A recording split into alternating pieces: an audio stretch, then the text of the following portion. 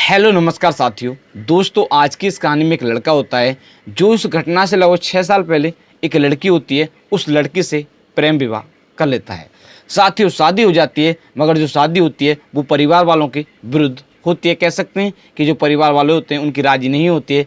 इसके पश्चात जो लड़का लड़की होते हैं वो दोनों भाग जाते हैं और दोनों प्रेम विवाह कर लेते हैं।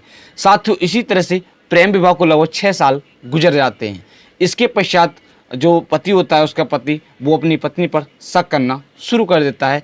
इसके पश्चात वो एक दिन अपनी पत्नी की चाकू से 19 बार उसके शरीर पर वार कर हत्या कर देता है। हेलो नमस्कार साथियों, मैं केशव सैनी आपके सामने एक नई स्टोरी लेकर आया हूँ। साथियों, आज की जो कहानी है वो है बागपत की। आज की इस कहानी को शुरू करने से पहले मैं आपसे एक विनती करना चाहूँगा कि अगर आप हमारे यूट्यूब चैनल पर पहली बार आए हों तो चैनल को अवश्य सब्सक्राइब करें, वीडियो को लाइक करें और शेयर करें। साथियों, आज की जो कहानी है वो है बागपत की। उत्तर प्रदेश में एक ज़िला पड़ता है बागपत। उस ज़िले में एक शहर पड़ता है और उस शहर में एक गांव पड़ता है जैन मोहल्ला। उस मोहल्ले का रहने वाला एक व्यक्ति होता है, जिस व्यक्ति का नाम होता है प्रशांत। साथ ही जो प्रशांत होते हैं वो इस घटना से लगभग कह सकते हैं कि लगभग 6 साल पहले वो एक लड़की होती है, जिस लड़की का नाम होता है नेहा उपाध्यक्ष।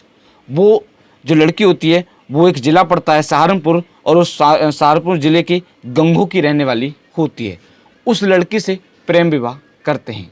साथ ही वो प्रेम विवाह कैसे करते हैं, वो जो ये होते हैं जिसका नाम होता है प्रशांत। वो एक होलिका चौक के पास स्थित एक मेडिकल स्टोर होता है, उसमें जॉब किया करते होते हैं। साथ ही जो लड़की होती है जिसका नाम होता है नेहा, वो वहीं पर उनके पड़ोस में ही एक कॉस्मेटिक का सेंटर होता है, वो वहाँ पर जॉब किया करते थे। साथ ही वहीं से मुलाकात होती है। धीरे धीरे बातों में ही इनका प्रेम प्रसंग हो जाता है।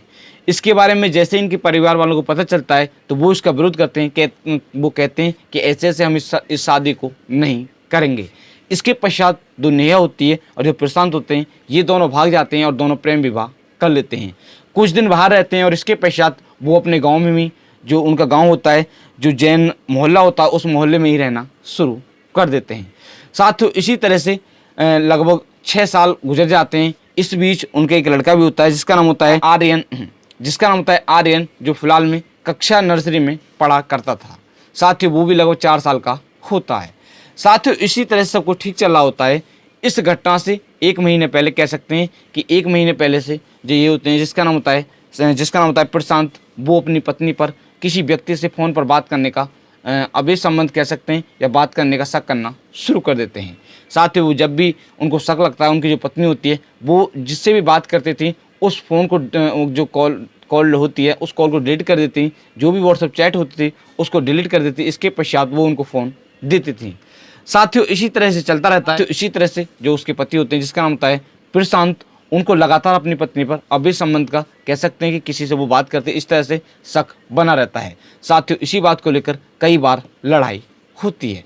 साथियों, इसी तरह से लगातार कई दिन तक विवाद चलता है। इसके पश्चात उनकी जो पत्नी होती है वो अपने उसके जो माता पिता होते हैं, वो वर्तमान में बागपत जो ज़िला पड़ता है उस ज़िले में एक ठाकुर द्वारा मोहल्ला होता है, उस मोहल्ले में रह रहे होते हैं। किराए का मकान होता है, उस पर रह रहे होते हैं। वो अपने माता पिता के पास पहुँच जाती है। जो उनका बेटा होता है उसको भी लेकर चली जाती है और वो वहाँ पर पहुँच जाती है। तो इसी तरह से 7 मई सन 2025 को जो ये होते हैं जिसका नाम होता है प्रशांत, वो अपनी पत्नी जिसका नाम होता है नेहा, उसके फ़ोन का जो व्हाट्सअप होता है और जो कॉल होती हैं उनको हैक कर लेते हैं। कह सकते हैं कि जो भी उनके फ़ोन पर जो नेहा होती है, नेहा के फ़ोन पर जो भी कॉल आ रही होती हैं या व्हाट्सएप पर मैसेज आ रहे होते हैं, वो सभी इनके पास आ रहे होते हैं। साथ ही जैसे इसके बारे में जो उनकी पत्नी होती है उनको पता चलता है तो वो कहते हैं कि ऐसे ऐसे, वो उनको धमकी देते हैं कि मैं ऐसे ऐसे तुझे जेल में भिजवा दूंगी।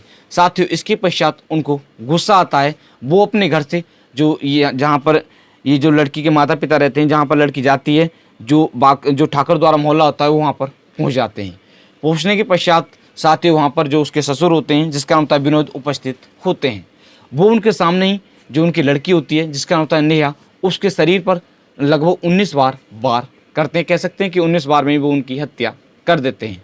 साथियों, जैसे ही वो बचाने का प्रयास करते हैं, जो लड़की के पिताजी होते हैं, तो वो उन पर भी वार कर देता है। वो फिलहाल में घायल हैं। और इसके पश्चात जो अड़ोस पड़ोस के लोग होते हैं, जैसे ही शोर शराबा होता है वो वहाँ पर आ जाते हैं। आने के पश्चात वो अंदर कमरे में बंद हो जाता है, जो प्रशांत होता है वो कमरे में बंद हो जाता है। साथ ही वहाँ जो अड़ोस पड़ोस के मोहल्ले के लोग होते हैं, जो वहाँ पर थाना पड़ता है, उस थाने की पुलिस को सूचना दे दी जाती है। साथ ही जैसे ही सूचना मिलती है, सूचना मिलने के पश्चात जो पुलिस होती है वो वहाँ पर पहुँच जाती है। साथ ही इधर जो लड़की की मम्मी होती है वो भी बाजार में किसी काम से जाती है, इसके पश्चात जैसे ही सूचना मिलती है वो भी घर पर आ जाती है। अब जो पुलिस होती है वो आ जाती है, आने के पश्चात जो पुलिस होती है वो सबको बरामद कर लेती है और जो प्रशांत होते हैं उनको भी गिरफ्तार कर लेती है। गिरफ्तार करने के पश्चात उनसे पूछताछ की जाती है तो वो बताते हैं कि ऐसे ऐसे मेरी जो पत्नी है उसने मुझे आज धमकी दी थी कि ऐसे ऐसे मैं तुझे जेल में भिजवा दूंगी। साथियों इसी तरह से वो धमकी देती है तो मैंने इसलिए उसकी हत्या कर दी। अब हत्या करने के पश्चात भी मैं जेल जाऊंगा, मुझे किसी तरह का डर नहीं है, क्योंकि मेरी जो पत्नी है वो भी मुझे जेल में भिजवाने वाली थी। इस कारणवश मैंने उसकी हत्या कर अब मुझे जेल में ही जाना है। साथियों इसी तरह से वो बात करते हैं। जो पुलिस होती है पुलिस उसको गिरफ्तार कर लेती है, जो पुलिस होती है वो उसको गिरफ्तार कर लेती है। गिरफ्तार करने के पश्चात उसको जेल भेज देती है। उसने जो अपना जुल्म है वो कबूल कर लिया है। एसपी सूरज कुमार राय जी ने बताया कि पुलिस ने 7 मई सन 2025 को ही इस केस का खुलासा कर दिया है। पुलिस ने जो मृतक का पति होता है जो मृतक का पति होता है जिसका मतलब प्रशांत, जो पुलिस होती है वो उससे पूछताछ करती है तो उन्हें जो भी सच्चाई होती है वो जो जुल्म होता है वो कबूल कर लिया है। पुलिस ने उसको गिरफ्तार कर जेल भेज दिया है। उसके साथ सख्त से सख्त कार्रवाई की जाएगी। साथियों आज की इस कहानी को सुनाने का उद्देश्य किसी भी व्यक्ति को परेशान करना नहीं है, किसी का दिल दुखाना नहीं है, सिर्फ आप लोगों को जागरूक करना है कि आप भी इस तरह का कोई भी कदम ना उठाएं। साथियों अगर आप हमारे YouTube चैनल पर पहली बार आए हो तो चैनल को अवश्य सब्सक्राइब करें, वीडियो को लाइक करें और शेयर करें। साथियों आज की जो कहानी है इस कहानी को मैंने कुछ न्यूज़ के माध्यम से पढ़कर आप लोगों को सुनाया था, जैसे Amar Ujala news, crime junction news. साथियों आप सभी लोग मस्त रहें, स्वस्थ रहें। मिलते हैं आपको नेक्स्ट कहानी के साथ। नमस्कार।